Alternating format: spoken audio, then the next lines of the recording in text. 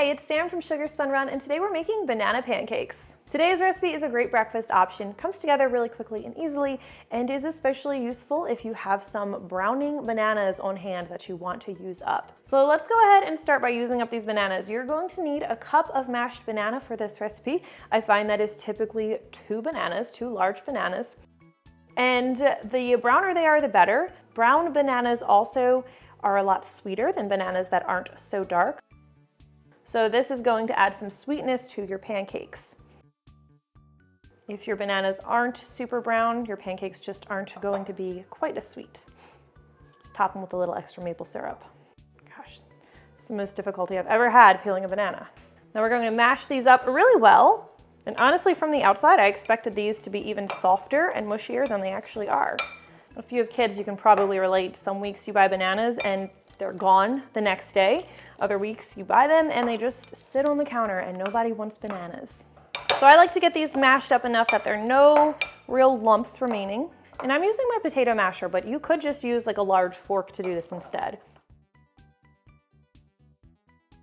All right, feeling pretty good about that. All right, once your banana is mashed, we're going to add our next ingredient, which is 1.5 cups of whole milk. And actually, I'm going to whisk this in a little bit as I add it, because we're going to be whisking everything together. Just helps a little bit. Start whisking right away.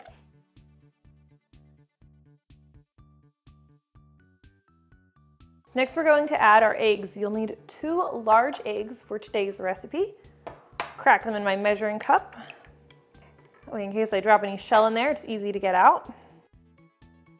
Just going to lightly whisk these eggs before I add them to the milk mixture. We're also going to add 2 teaspoons of vanilla extract for flavor, and then whisk this together until everything is nicely combined. All right, next ingredient is our butter. You'll need 4 tablespoons of unsalted butter, and you want this to be melted. I don't like it to be too hot when I'm adding it to my ingredients. I like it to be closer to room temperature, and I'm going to be whisking while I drizzle this in.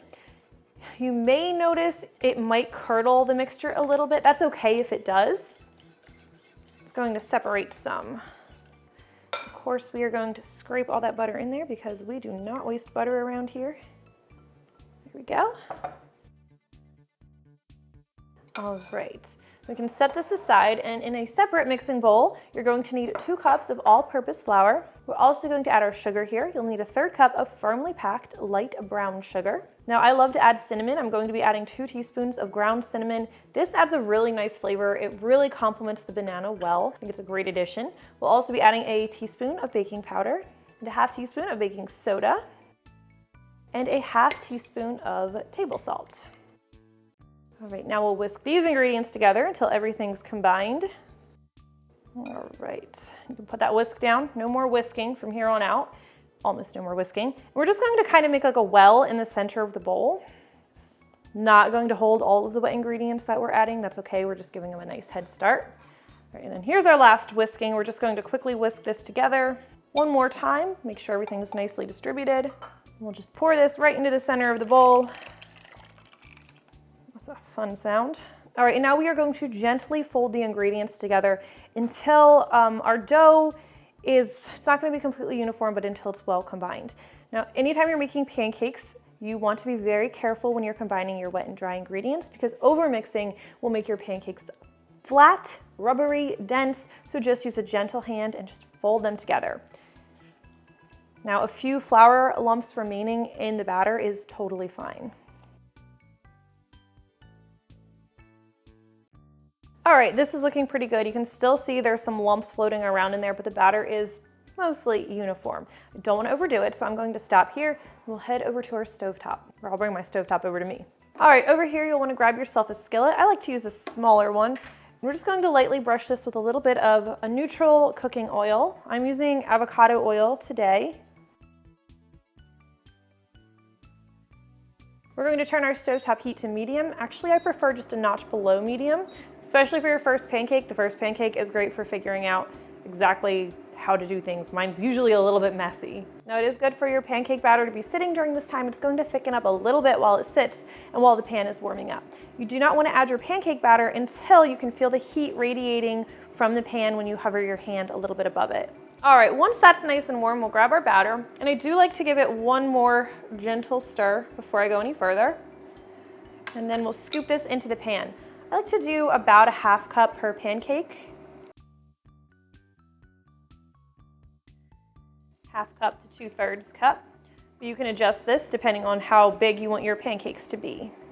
Now, a good way to tell that your pancakes are ready to flip is just to watch the edges. The very edges should be beginning to look cooked and a little bit set, and you may notice bubbles bursting inside the pancake. You can also use your spatula to take a peek underneath. Like I said, I usually take the pressure off and just remind myself the first pancake is usually the test pancake. You can adjust your heat, your batter, whatever you need to after the first one. All right, let's take a peek. This one's looking nice. So I will quickly flip it. It'll be one of my best first pancakes yet. Now, telling that the other side is finished cooking can be a little bit trickier.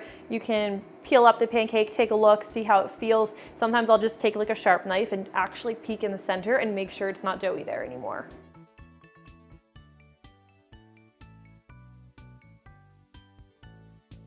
All right, one down. Now I always do brush the skillet with a little bit more oil, just a light coating between pancakes.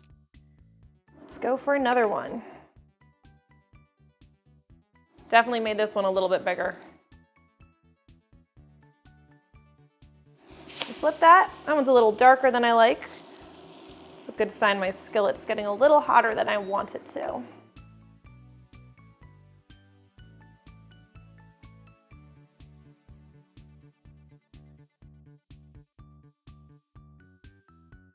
All right. Of course, I will not be wasting this batter and I'll cook all of it, but that is how you make banana pancakes. You'll want to serve these warm. I personally like them topped with butter and maple syrup, but my kids will even eat them plain because they're just that good. I hope you enjoyed today's recipe. If you try this one, leave me a comment, let me know what you think. I really do always love hearing from you. Thank you for watching, and I will see you next time. All right, let's add a little maple syrup. Just a little bit. These are gonna be so good.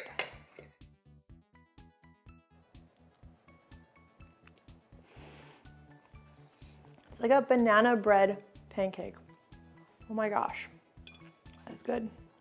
They're so fluffy. I can't wait for you to try this one. Baby likes them.